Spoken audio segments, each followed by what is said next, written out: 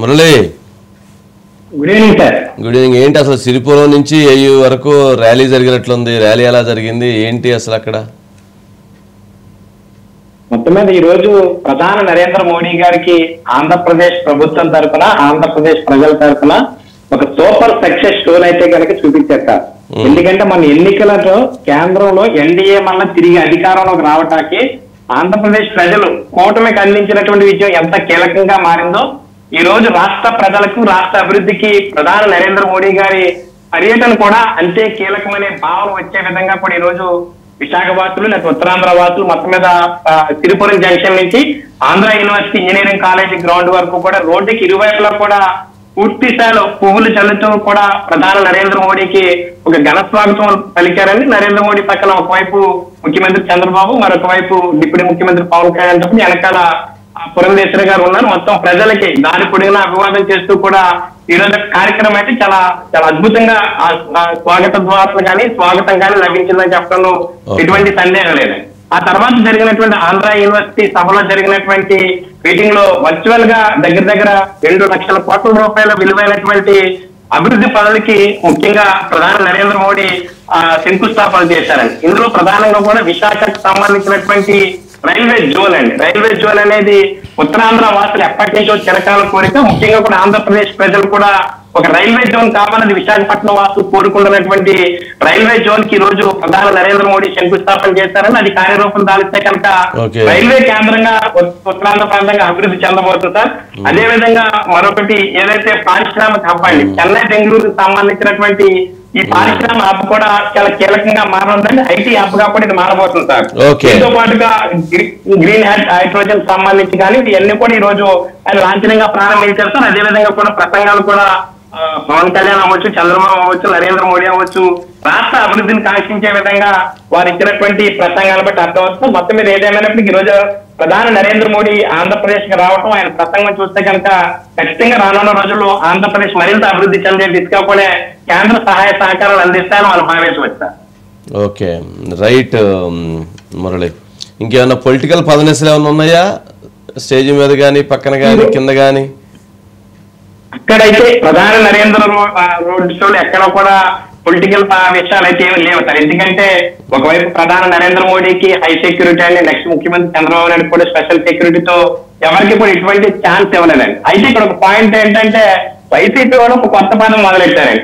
YS Jaganmohan Reddy గారు కష్టపడితే కనుక ఏళ్ళ పండుగ చేసుకున్నారు, వాళ్ళకి కామన్ కష్టాలు అది ఎప్పుడో మేము చేసాం కానీ అప్పుడు ఓపెన్ చేయించుకోవాలి, ఇప్పుడు ఓపెన్ చేయించుకున్నాను. వైసీపీ వాళ్ళు మాత్రం ఒక కొత్త స్లోగన్ తెర మీద తీసుకొచ్చి ప్రజలను నమ్మించే ప్రయత్నం చేస్తున్నారండి.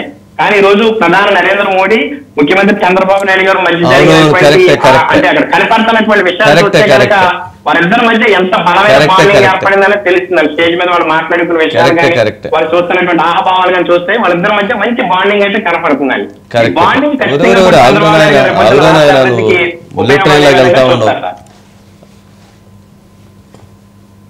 మోదీ గారి అపాయింట్మెంట్ కూడా అప్పుడు జగన్మోహన్ రెడ్డి గారే తీసుకున్నారు. మురళి చెప్తున్నాడు కదా, ఇవన్నీ మా టైంలోనే మేము పర్మిషన్లు తెచ్చామని చెప్పి. విశాఖ రైల్వే జోన్కి కూడా ల్యాండ్ ఇవ్వలేదు వాళ్ళు అడిగితే.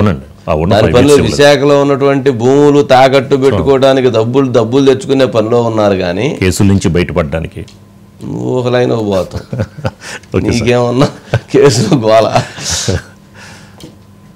ఉన్న భూములు తాకట్టు పెట్టుకుని డబ్బులు తెచ్చుకునే పనులు, రైల్వే జోన్కి భూమి ఇచ్చే పనిలో లేరు.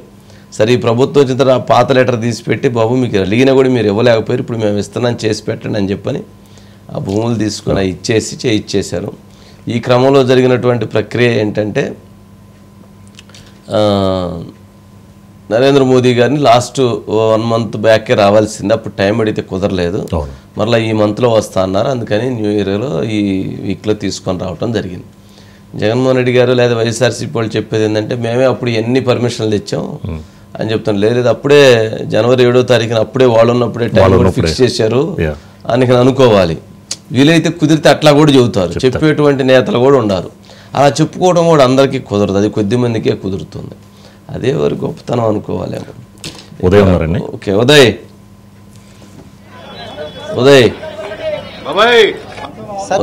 Good evening Uday.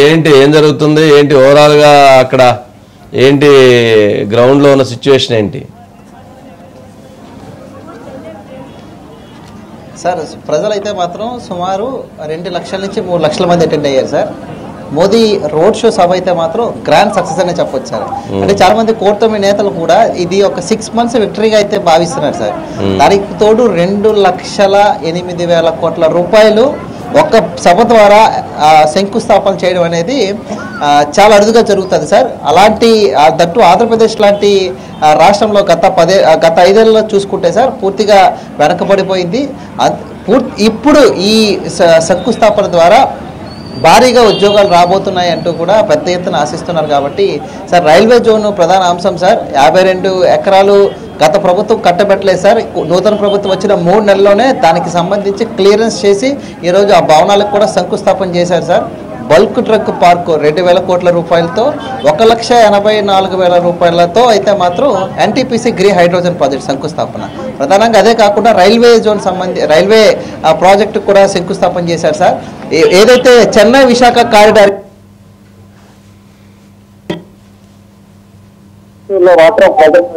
ప్రభుత్వంలో మాత్రం ఆత్మవిశ్వాసం పెంచిందనే చెప్పొచ్చు సార్. ఒక పాజిటివ్ ఎనర్జీ మాత్రం అయితే మాత్రం ఆయన ఆంధ్ర ప్రజలకు ఇచ్చెళ్ళారు అనేది మాత్రం ఇక్కడ ప్రజల్లో మాట్లాడుతున్నారు సార్. ఇక్కడ ఓకే రైట్. ఒక్కసారి